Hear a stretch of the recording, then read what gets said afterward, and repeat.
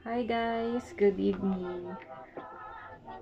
Ako sobra akong nalulungkot kasi dahil sa mga hindi ko naman nilalahat ha, pero yung mga subscribers natin dito, yung mga comment nila na notice ng YouTube na parang mga manyak ganun. Sorry for the term. Kasi nagbibideo lang naman ako para pag ano mo yun, memories. Para pag lumaki yung anak ko, makikita pa rin niya yung mga memories namin nung bata siya. Wala talaga akong balak na mag-vlog-vlog, mag-YouTube, ganyan.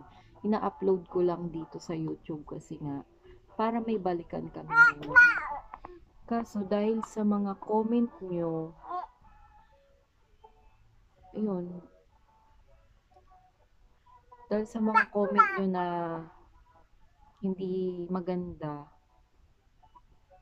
alam niyo yun, yung parang hindi na, ano, ay, hindi ko alam anong sasabihin. Hindi kasi maganda yung mga comment nyo guys. Sana naman wag ganun. Nakakalungkot lang kasi baka mabura na naman ni YouTube tong channel ko. Kasi yung dati kong channel, nabura na. Kaya please naman, nakikiusap ako. Yung mga talagang nagsusupport sa akin. Thank you so much. Pero yung mga nandito lang nanonood para lang makakita ng nagpapadede na nanay. Hindi ba pwedeng i-normalize yung breastfeeding? Kaya ako nagbibideo para ma-motivate yung mga mami na magpa-breastfeed. Na kahit mahirap, go lang kasi healthy yung pagpapa-breastfeed eh. Ang laki ng magagawa para lumakas yung immune system ng mga babies. Alam niyo yun? Kaya ako nagbibideo ng ganun. Para ma-normalize. Yung mga artista nga eh, nagbibideo sila eh. Na nagpapa-breastfeed.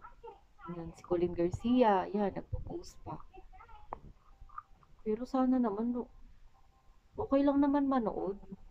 Pero wag naman kayo mag-comment ng halatang halata naman na gusto nyo ng mangmanya. Huwag naman ganun, guys. I-normalize natin yung pagpapa-breastfeed, yung may makikita kayong nanay na nagpapadede ng anak, nang hindi nyo mamanyakin. Please naman. Yung mga nagso-support, thank you so much. Pero kung ayaw nyo, okay lang naman. Di naman ako nagbibideo para lang ano. Wala naman ako kinikita dito sa YouTube sa totoo lang. Hindi monetize ang channel ko. Nakakalungkot lang kasi dami talagang manyakis.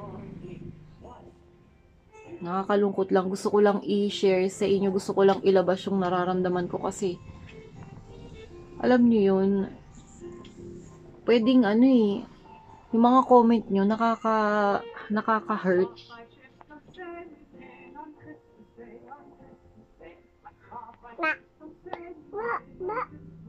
Inaatake ako ng postpartum kasi nabasa ko na